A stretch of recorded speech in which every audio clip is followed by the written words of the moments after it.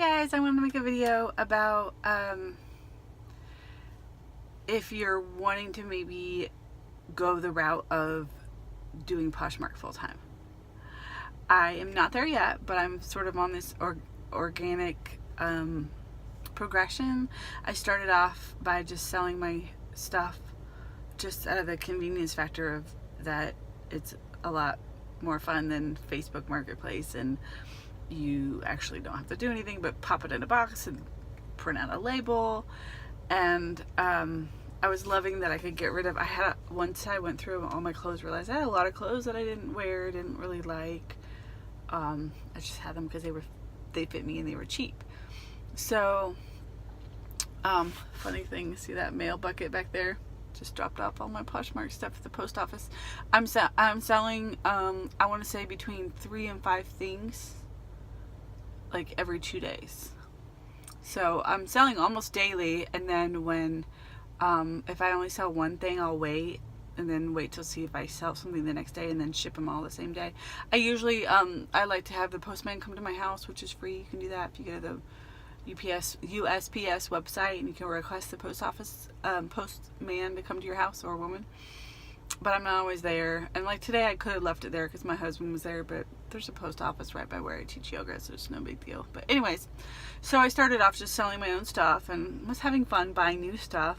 One thing that I love, and it sounds a little superficial to say this, but I love that I can now afford more expensive brands. And I don't know if you're like me, whereas before everything came from like Target, Old Navy, Walmart, or Goodwill, and those were like basic, or TJ Maxx and Ross and Marshalls, and all of those were my favorites too. But rarely did I ever get any high-end, like name brand. Name brands weren't really a thing that was on my radar. But now that I can find really amazing things for super cheap, I'm like, what? I've become obsessed with a brand called Hobo, which my best friend actually told me about. Maybe I'll have to dig it out to show you, see if I can.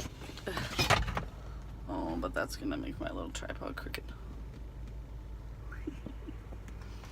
Okay, so I got this. Can't really tell, it's teal, and teal is my absolute favorite color. And I'm not a huge fan of these little like bronze studs or whatever, but this is a Hobo purse. It's leather and you can still smell it. This purse retails brand new. I want to say it was $350. That is insane. Like, I could not imagine spending $350 on a purse. I mean, I love it, but not that much. I got it for $30, okay? It's a little narrower on the bottom than I would like, but it's still really cute. And then all Hobo, well, not all. I think maybe the newer Hobo ones, because there was a time where Hobo was making just the black insides, but right now they have fun, like, prints. And then I also have 2 Hobo wallets. And see, they're fun. They have like these little clasps on the top. Sometimes they say Hobo on the top and sometimes they don't. But they usually will say Hobo somewhere. See, it says Hobo right there. And it's just fun, like the way they open up. And I want to say that this one actually has the same print. Same thing. Or no, they're both just blue and burgundy, but they're different. And I also have this one. I have one in green that doesn't have the floral motif or whatever that is. But I mean, this wallet retails for, I want to say, $120, and I think I got it for like $45 or $50. And I've bought a Hobo wallet for all of my friends. I bought well, all of my friends, 2 friends, my son's fiance, my best friend, or no, 2 friends, yeah, so Ginger and Kat, yeah. And I have 2, and they're just, my friend Ginger is the one that told me about them. She got one from a friend of hers, bought her from Nordstrom's. Look at that, it's just fun. Like, they have this big old pocket that you can put things in there. These are all my work receipts.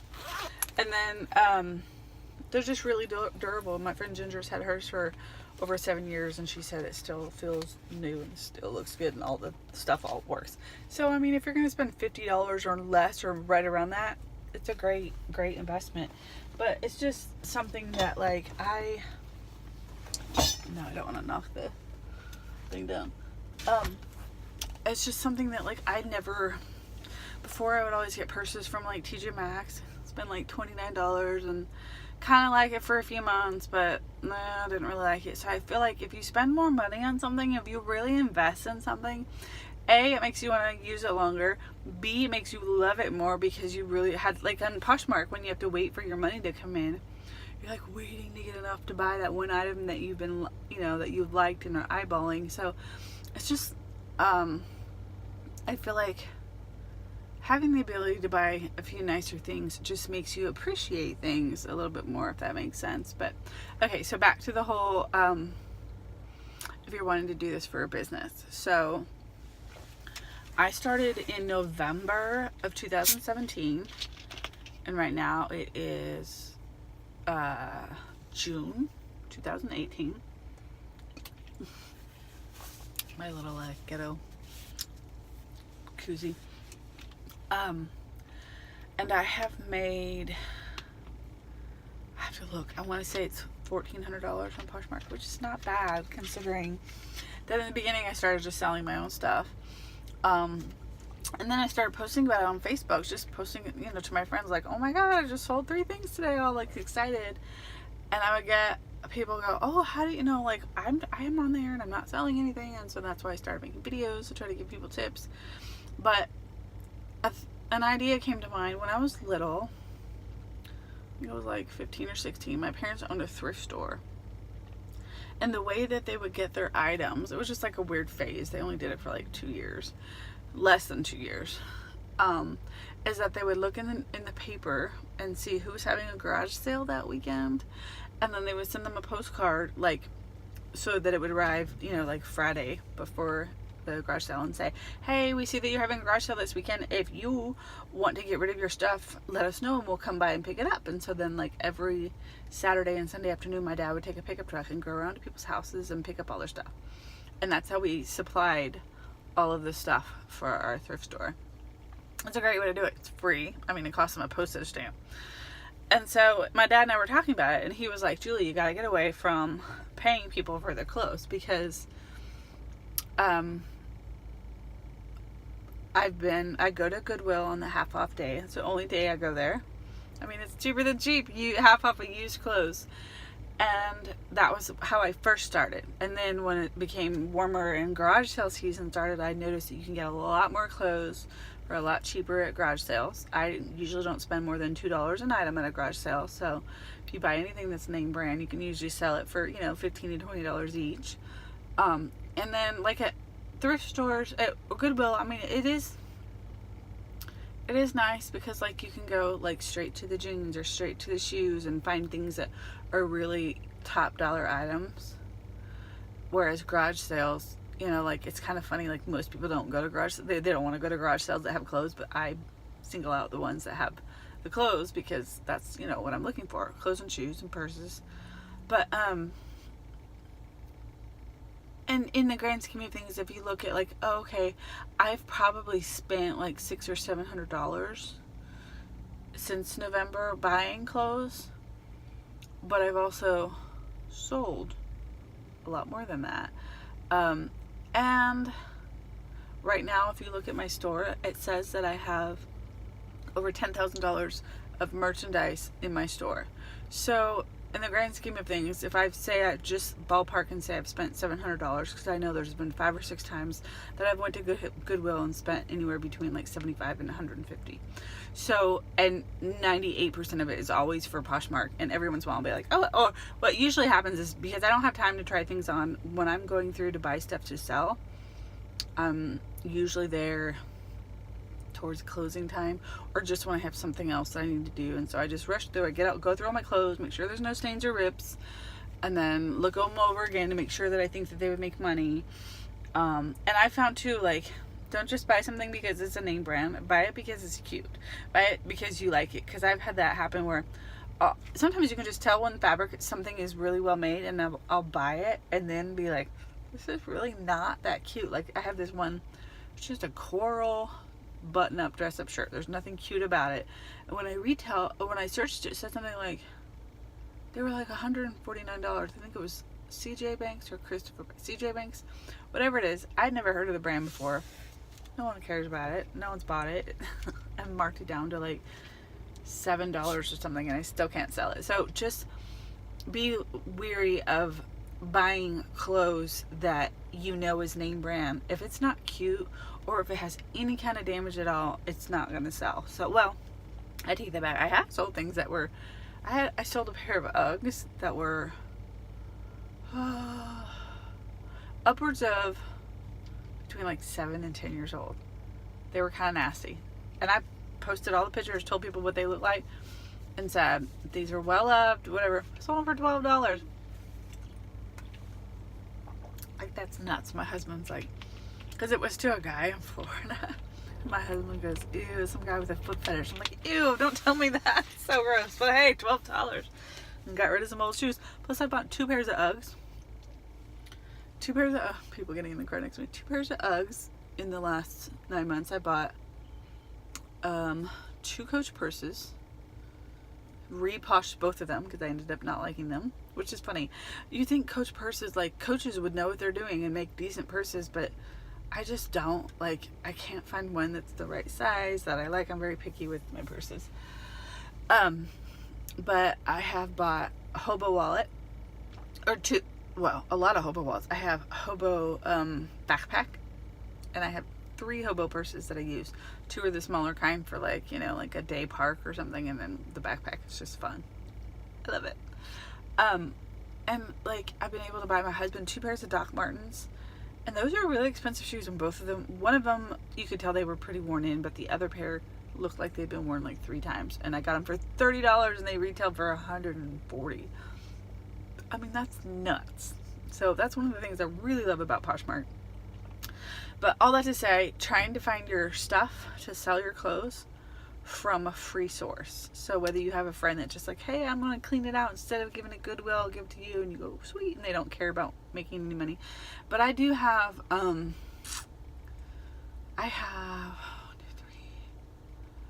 4, 5, 6, 7, 8 people that I'm selling for. Basically, they give me their clothes. I take all the pictures I post. I give them 40% of what I make. And that's been working out well. I tell them to sign up for Venmo if they haven't, and I just deposit the money. I wait till I get the money in my account, transfer it to the bank account, and send it to them. And it's kind of a pain in the butt, but at the same time, some of my friends have really expensive things. Like in the last 3 days, I have made over $300 from one of my friends selling her 3 pairs of Dance Go shoes. So, I mean, I'll take it. Oh, and also, so I started when I posted on Facebook about loving this, and I got people messaging me, asking me about where to get started, that they have too many clothes. And I had one friend that said she didn't even know where to start, that she had too many clothes, it was overwhelming. And I ended up going to her house, and it was a little bit more than I expected. She told me it was a borderline hoarder, but hoarding is the only way to describe. She had like 10 years of her boys' clothes, and her boys are 10 years old. Like, I feel like she hasn't gotten rid of any clothes.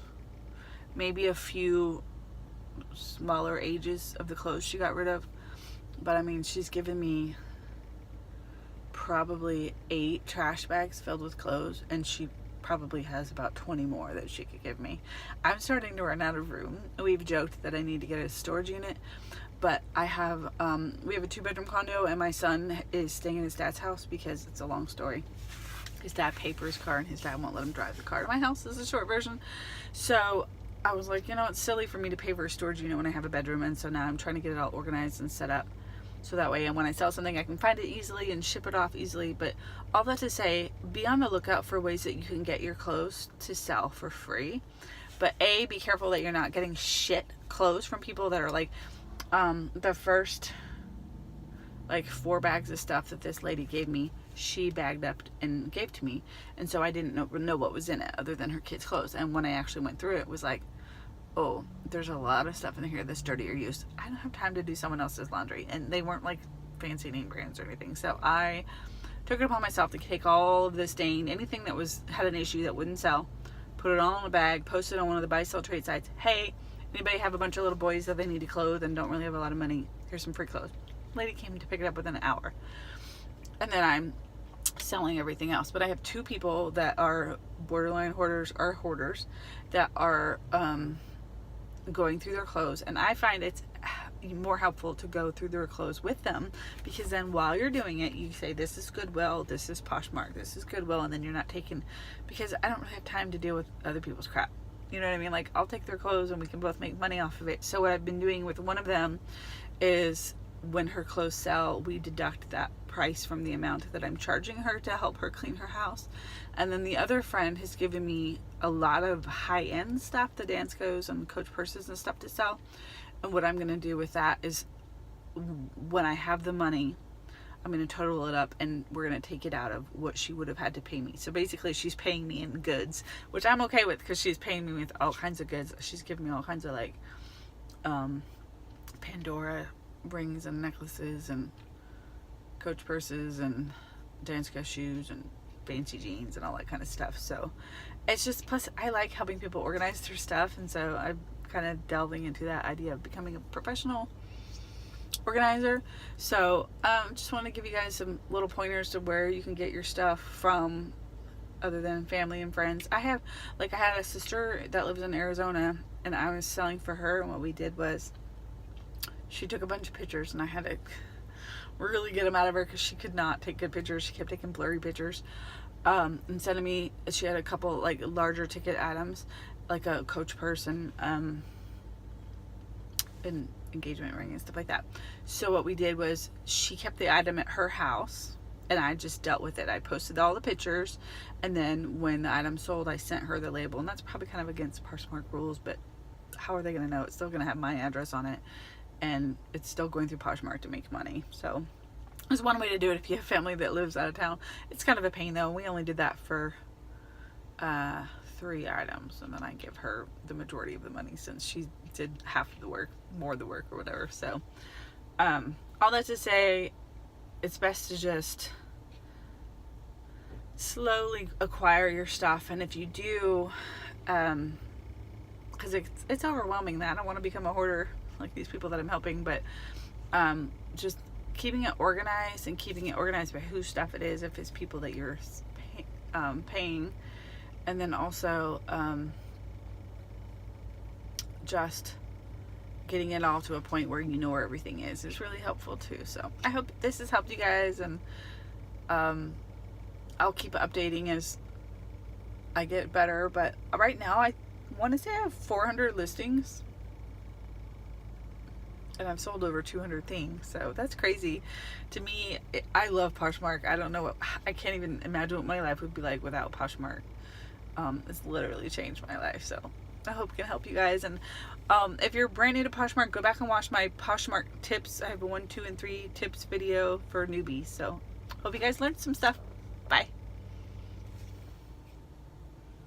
Stop. Stop. Why won't it stop? I'm like hitting the... I wonder if it's because it's in my...